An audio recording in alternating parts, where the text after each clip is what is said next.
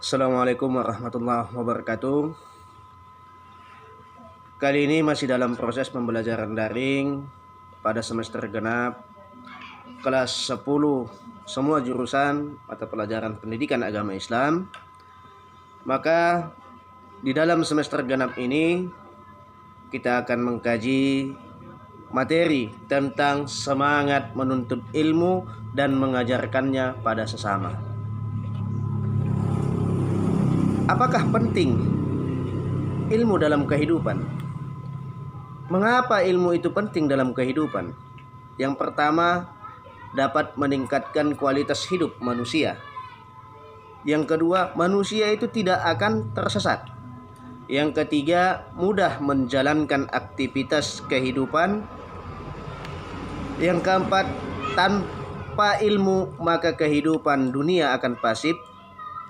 Yang kelima, ilmu adalah keistimewaan yang menjadikan manusia unggul dari makhluk lain untuk menjalankan fungsi kekhalifahannya. Yang keenam, di dalam agama Islam, ilmu merupakan pokok dari segala syariah Islam. Yang ketujuh, orang yang memiliki ilmu diangkat derajatnya dibandingkan orang yang tidak menuntut ilmu. Selanjutnya, apakah keutamaan orang yang berilmu? Keutamaan orang yang berilmu itu adalah yang pertama, diberikan pahala yang besar di hari kiamat nanti. Yang kedua, ilmu itu merupakan sedekah yang paling utama. Yang ketiga, lebih utama daripada seorang ahli ibadah. Yang keempat, lebih utama dari sholat 1000 rakaat. Yang kelima, diberi pahala seperti pahala orang yang sedang berjihad di jalan Allah.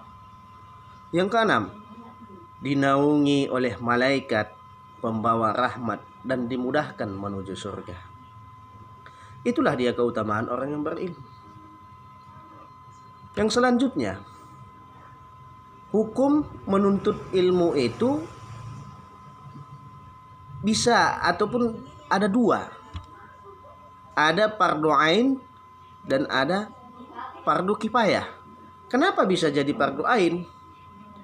Nah, di sini nih ilmu itu bersifat praktis.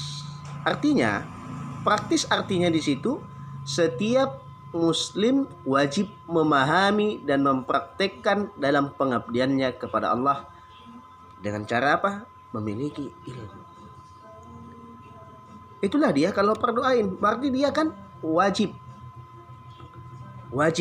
untuk menuntut ilmu. Hukum yang kedua bisa menjadi fardu kifayah. Kenapa bisa jadi fardu kifayah? Itu artinya tidak semua orang dituntut untuk memahami dan mempraktekkan ilmu-ilmu tersebut. Boleh sebagian orang saja. Ilmu yang dimaksud dalam fardu kifayah ini apa? Ilmu sosial, ilmu kedokteran, ekonomi, teknologi, dan lain-lainnya, ataupun yang disebut dengan pengetahuan umum. Itulah hukum menuntut ilmu. Ada dua, yaitu fardu ain dan fardu kifayah. Selanjutnya, seseorang yang menuntut ilmu itu harus memiliki adab. Seseorang yang memiliki ilmu itu harus memiliki adab. Adabnya seperti apa? Yang pertama, niat ikhlas kepada Allah Subhanahu wa taala.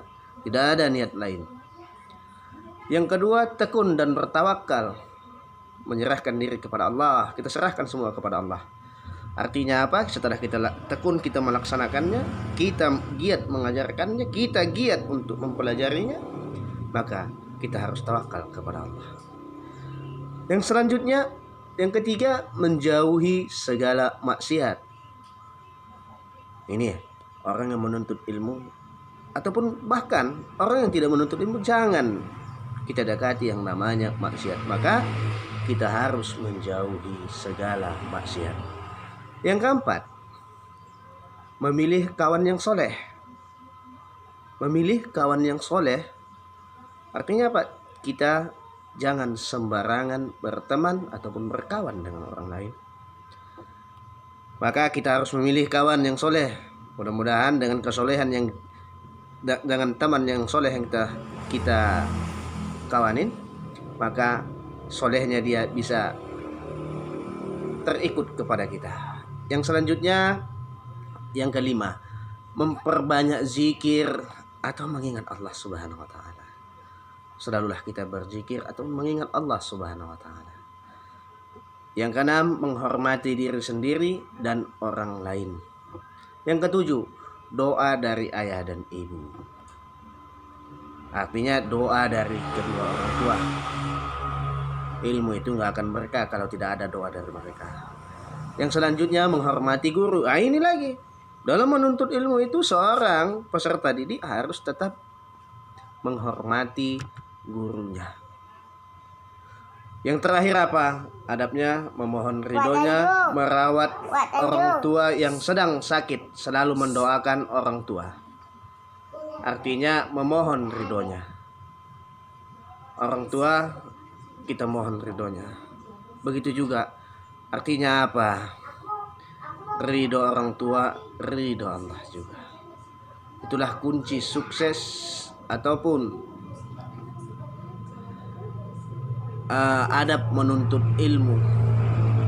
Menghormati guru tadi ada, beramal dengan ilmu yang dipelajari. Jadi sampai di sini dulu penjelasan Bapak mengenai menuntut ilmu, keutamaan bahkan semangat menuntut ilmu dan mengajarkannya.